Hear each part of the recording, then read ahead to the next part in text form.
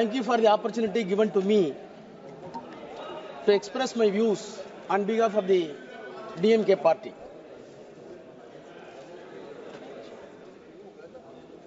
I have received the courageous speech of Honorable Minister with rapt attention, and I wondered where he got such a courage to explore the entire cock and bull stories in the parliament.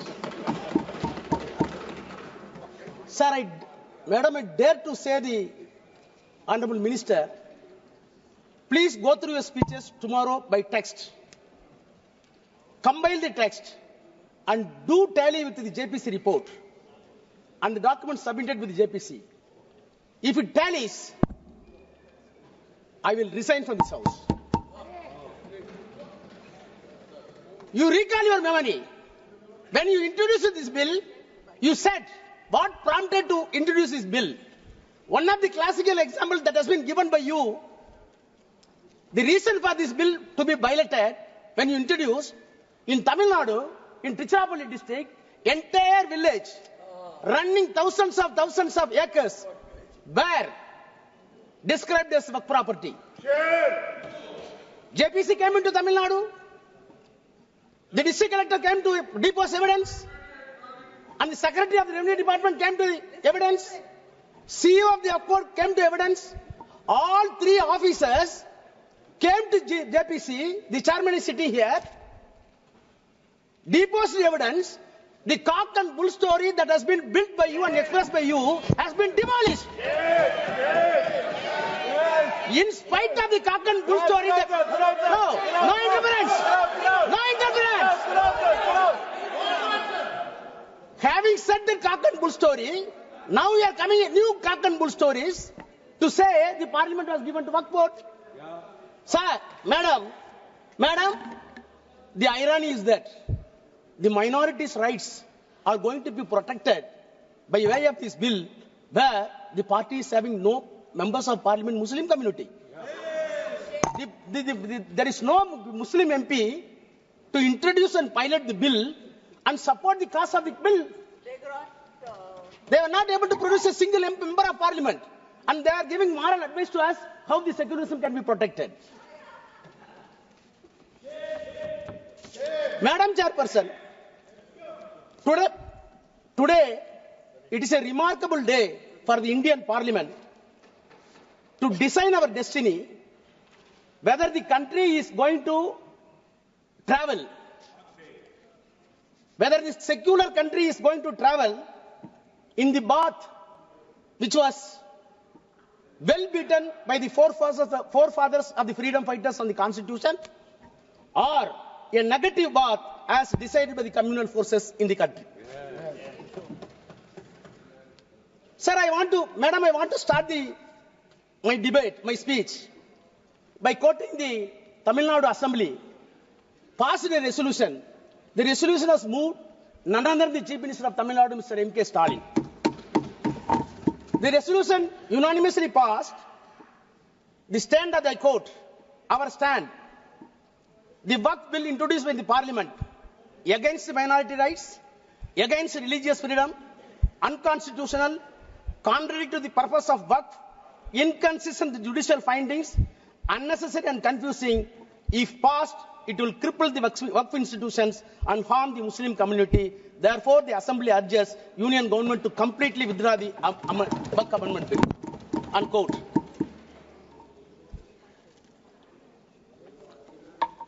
Madam Chairperson, is it not a paradoxical question that the political will, sovereign will of the entire country seems to be or deemed to be reflected in this house, whereas Tamil Nadu political will reflected in the state assembly is something not only inconsistent, completely diametrically opposite. This difference and diametrically opposite component is not going to be accepted by you, then there will be a question for integrity of this country. Please note it. Madam Chairperson, I want to take back the House in the year 1949, soon after the independence. when the constitution was made, the constitution making process was on.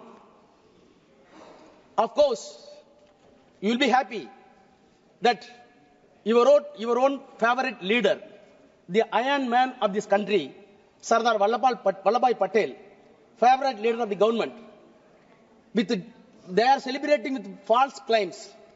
However, I want to put forth my views from the mouth of Sardar Vallabhbhai Patel, who was the chairman of the advisory committees for minorities in the Constitutional Assembly. He was the chairman. Who are all the members? President of India and President of the Assembly, Rajendra Prasad. Pandit Jawaharlal Nehru, later Prime Minister. Dr. Ambedkar and Dr. Munshi. Headed by Sardar Vallabhbhai Patel, the committee took a decision and a report was placed before the Constitutional Assembly. The Constitutional Assembly report was placed on 25th May 1949. He himself says, I quote, a committee of 5 persons was appointed by the advisory committee in which our revered president was also one of the members. Pandit Jawaharlal Nehru, myself, Mr. Munshi and Dr. Ambedkar were the members of the committee. The committee met and made its report in February. Unquote. Finally, he placed the report and moved in the Constituent Assembly. What was his prayer when he was moving? I quote again. If they, that is Muslims, I quote, if they really have come honestly to the conclusion that in the changed conditions of this country, it is in the interest of the all to lay down real and genuine foundation of a secular state, then nothing is better for minorities than to trust the good sense and sense of the fairness of the majority and to place confidence in them. First part, unquote. Second part is very important. Again I quote. So also, it is for us to happen to be the majority to think about what the minorities feel and how they are treated. But in the long run, it would be in the interest of the all forget that there is anything like majority and minority, this country and that India, there is only one community. With these considerations, sir, I beg to move that report may be adopted, unquote. This is the voice of Sardar Vallabhbhai Patel in the Constitutional Assembly. You are celebrating Constitution. See, now, the problem is, we want to harvest the legacy of the Sardar Patel. Those who wanted the legacy of the Sardar Patel in the constitutional terms are opposing the bill. Those who wanted to erect the statue of Vallabhbhai Patel and erase the concept of Vallabhbhai Patel wanted to support this bill. That is the problem. Sir, if I am permitted to go to the genesis of the Waqf, which was originally enacted in the year 1954. After that, the Act was amended frequently 59, 64, 69. Thereafter, comprehensive amendments were made in the year 1984. My sincere question to the Treasury benches and the Honorable Minister.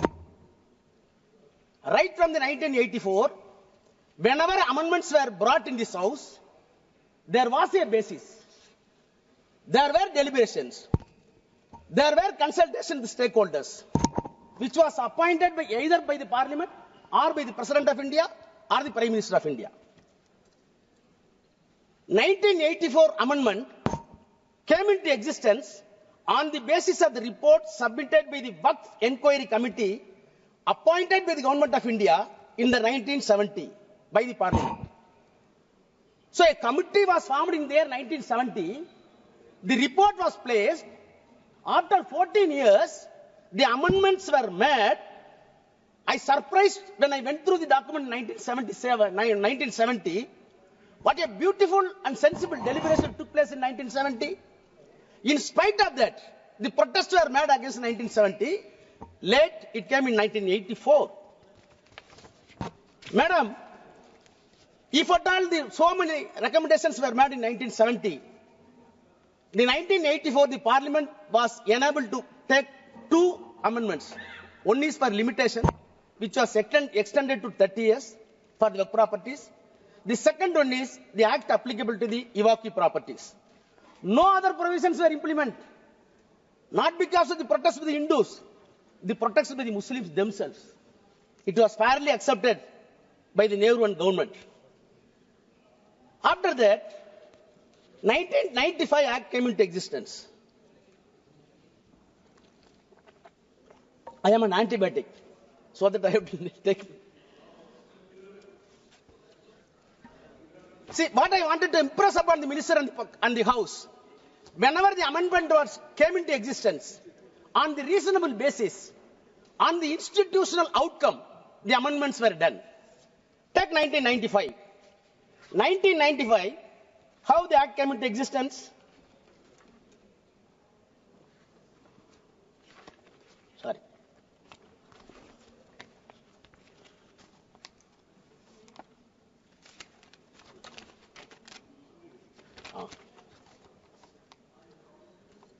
In 1985, the reason, statement objection reason, para 2, I quote, comprehensive amendments of the Waqf Act were made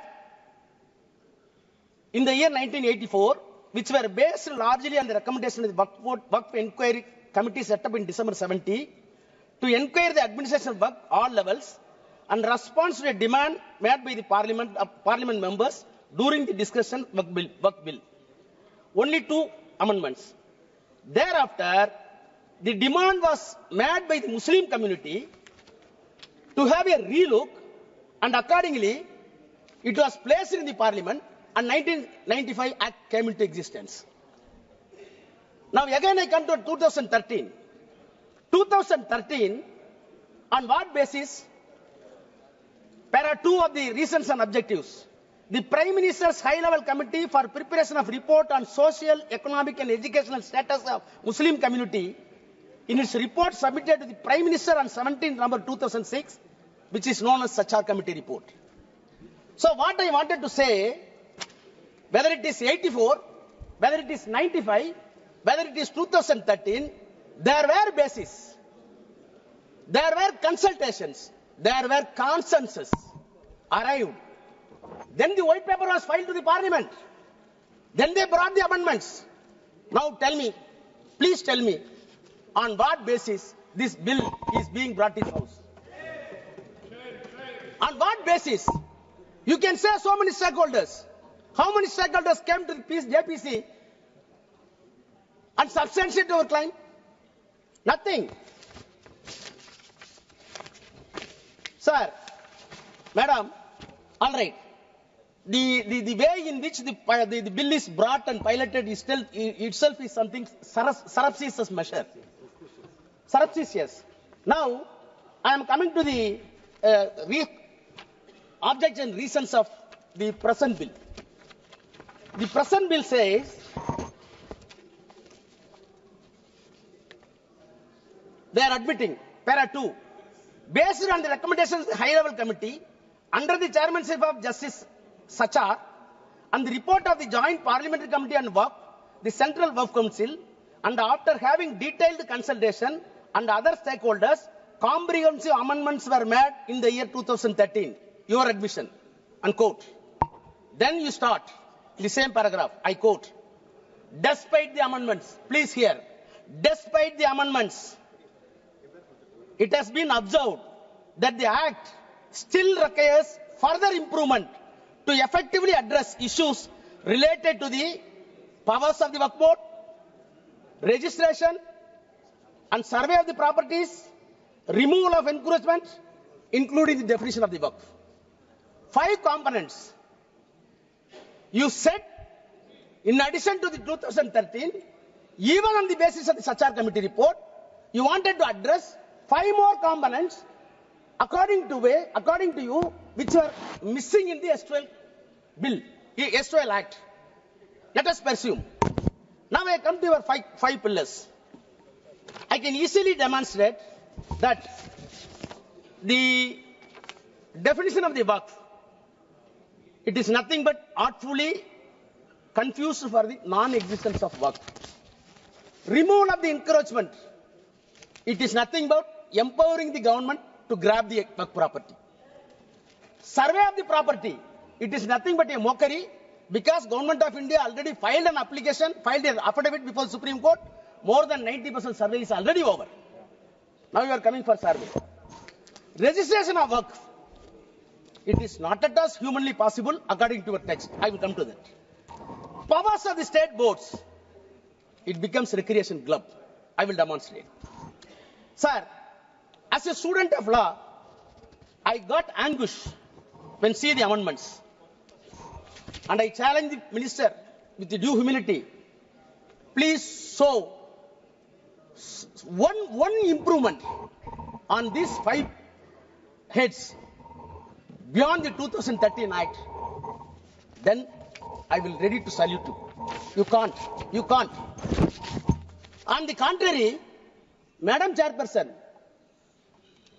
I have been in the Parliament more than 22 years.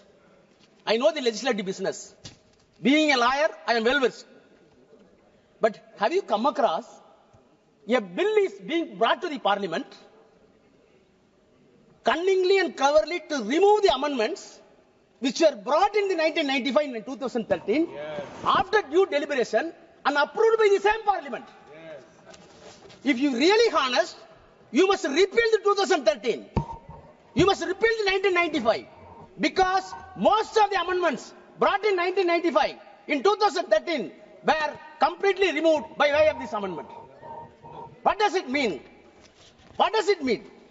I want to quote the quote of V.R. Krishna, a known jurist. I quote, Parliament is a great inquest of the nation, the great auditor and ombudsman of the executive, the final arbiter, policy monitor, and destiny designer of the people, unquote. I dare to charge the government that this Parliament is being used as a mere ventilating chamber and it has been undermined. It is nothing but an unpardonable onslaught on the constitution religion.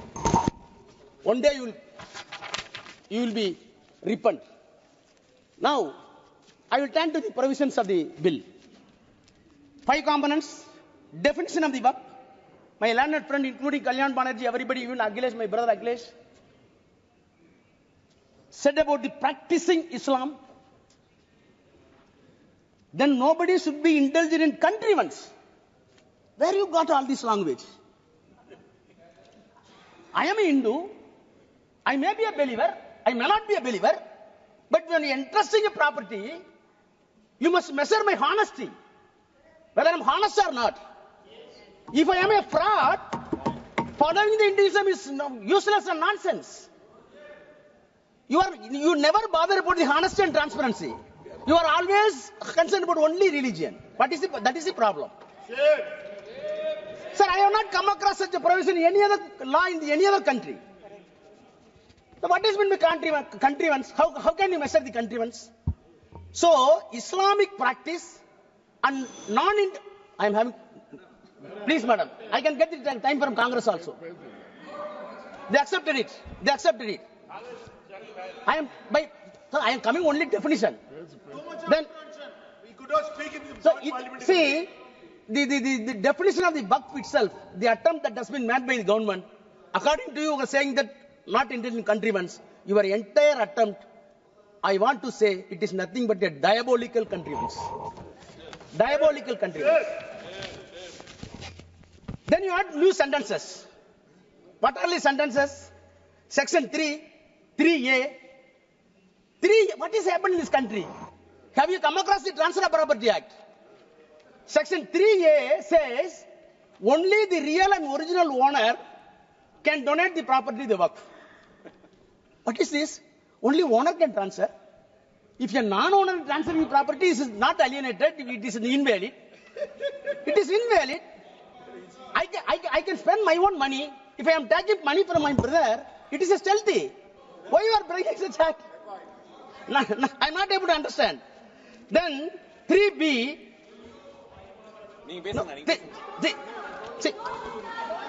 No.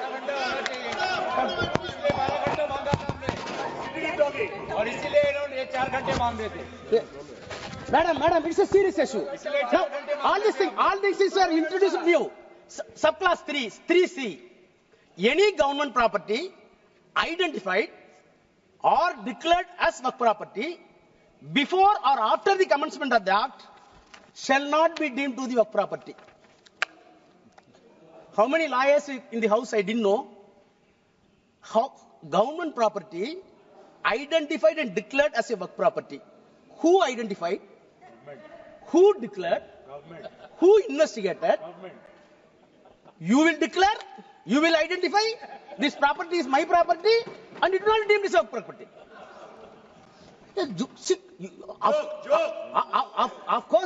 Of course, all constitutional bodies having discretion. Justice Patanjali in 1960 said, yes, we are having judicial discretion, but judicial discretion should not be a caveman discretion. Your discretion here is caveman discretion. So, in the name of the improvement, the government attempts to defeat the concept of Waqf, and you want to snatching the entire Waqf property in the name of the act to the government. Coming to the second, survey of the Waqf properties and removal of the encroachment. That itself is contradictory. Survey of the property is affirmative. Encroachment of the Waqf property is negative. You wanted to club it more in one. Section 4, Madam Chairperson, survey of the property for the Waqf in the S2L Act, in the present Act, a survey commissioner has been designated, appointed by the government, independent to the government. He is not an independent government officer. So when dispute comes to the government and the Waqf board, the independent officer must follow the civil procedure code to investigate the title and come to a conclusion. He is a civil court. Now, survey commissioner has been replaced with the district collector. Yes. My honest question is, any dispute between the Waqf board and the government, how a collector can be a judge? You know the principle of natural justice. No one can be a judge for his own cause. Yes. Same collector is sitting and he is deciding who is the owner of the property. Unknown to the law, unknown to the criminal jurisprudence, unknown to the entire legal fraternity. Zameen lena chahte hain. How collector can investigate? Then this bill want to revisit the encroachment. Survey is over, now encroachment. Please hear me. You said you wanted to revisit the enforcement according to recent object. Section 54 deals with encroachment. Please see your bill. Any small attempt? Did you change a full stop and comma? Did you change a single letter in 54? You did not change anything. But you are claiming in the recent object that we wanted to revisit in the bill. On the contrary, what you did it, as my friend put it, 52A, you wanted to make very stringent laws to protect the minorities of the country. The S2L Act says, the present Act says, rigorous imprisonment and penalty. You are saying that it is simple regressment. Simple imprisonment. And the offence committed in that Waqf Board presently is cognizable and non-bailable. You are making it bailable. I want to recall the Bilkis Banu. The same thing is happened here also. The next, sir, then tribunals. In 1995 and 2013, Madam Chairperson, as a student of law again saying, the creation of tribunal itself, we want to segregate the lengthy process of the judicial process in the civil court and high court and supreme court. That is why we are having so many tribunals. Telecom tribunal is there, income tax tribunal is there. Why? There were a lot of cases in the civil court, district municipal court, subordinate court, then district court, then high court. So such a simple and peculiar matter should be referred to the specific court for which the constitution permits you constitute a tribunal. You constitute a tribunal and very clearly said tribunal decision is final. Why it is final? Already survey commissioner has been conferred with the civil court. He is not an individual man. He is an institution under law. He is following CPC. When he is following Civil Procedure Code and Indian Evidence Act, the S2L Act, he himself is court, first court. The second court is tribunal. Third court, it is permitted in the law, on sub motu or on application, it can go to High Court. Where is your problem? Where is your problem? But you wanted to say, tribunal is not final, we will decide. What type of jurisprudence you are having? Then come to the registration. Madam, registration. 36-1. Earlier, 5 minutes. Please, 5 minutes. I will take my time. So, no. Yes, minister is having patience. Registration. आपको इसमें भी जल्दबाजी करना है। Okay, tell. Registration. Come to the registration. Come to the registration. Earlier, the Waqf property can be declared by virtue of section 36(1) as Waqf property after the due process. What are the process? In the Act itself says. Now, you want to bring 7A. What 7A says? 7A is a peculiar provision which will defeat the entire Waqf properties. I will read, please permit me to read section 7. Huh? No, section 7. 14. 7 here. Section 7. Oh, no. No. What is removed? 7A. Sorry, Chairperson.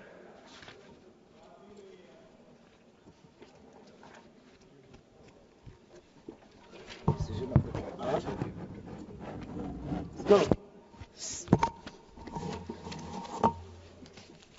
7A, now, new provision. It shall not be registered, the property shall not be registered unless the dispute is decided by competent court.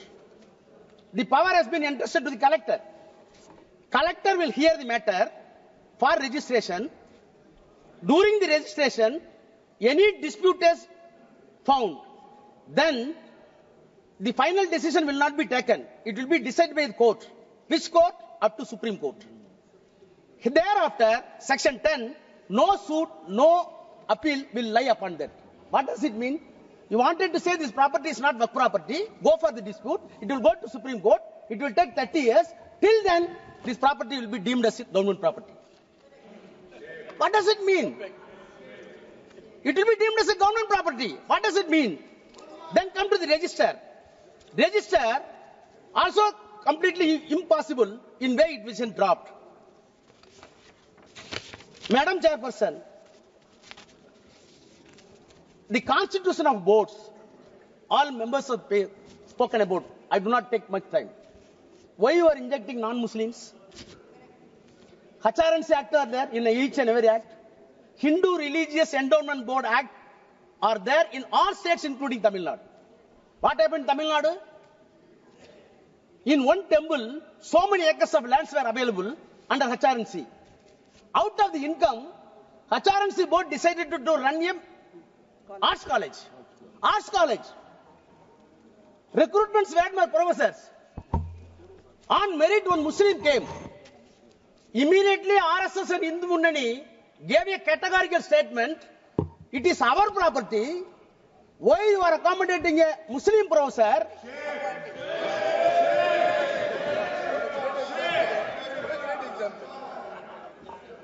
Now we are saying property is something different, religion is something different.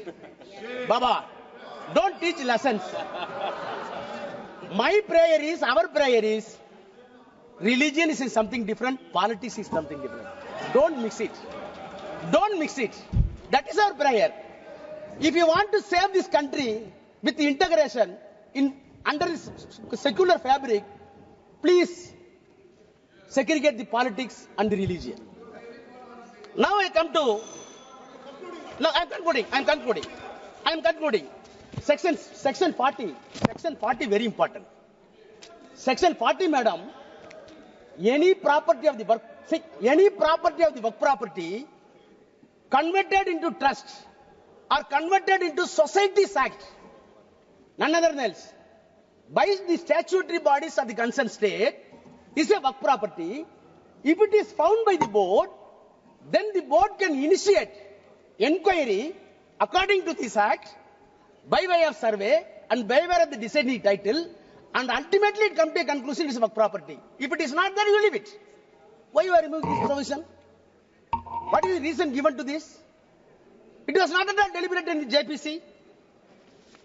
Madam Chairperson, Madam, I am closing. Madam, 2 minutes, I am closing. Madam Chairperson, lastly, 108A, overriding power, that is a safeguard. Whatever be the special act, take it PCR Act, Prevention of Corruption, Civil Rights, take it SC/ST, take it Dowry Prohibition, whatever be the special legislation meant either by the Assembly or by the Parliament, such a overriding power must be there to protect the interests of the particular community. Yes. You are removing that. At last, soon after the independence, 1 minute, I am closing it. Soon after the independence, the Prime Minister of India, soon after the independence, please, Mani sir. one sentence I read to close. Soon after the independence, Prime Minister of India used to write all the Chief Ministers of India, all the states. I am quoting the official record. Letter to the Chief Ministers by the Prime Minister. I quote, I have a great deal of evidence to show an organization which is in the nature of a private army and which is definitely proceeding the strictest Nazi lines, even following the technique of organization. The Nazi party brought Germany to ruin, and I have little doubt if these tendencies are allowed to spread and increase in India, they would do enormous injuries to India. No doubt, India would survive, but she would be grievously wounded and would take long time to recover, unquote. Who said it? Pandit Jawaharlal Nehru. What is the organization? RSS. Thank you. I want this government. Don't go along with RSS. Come to conclusion. Sir ji.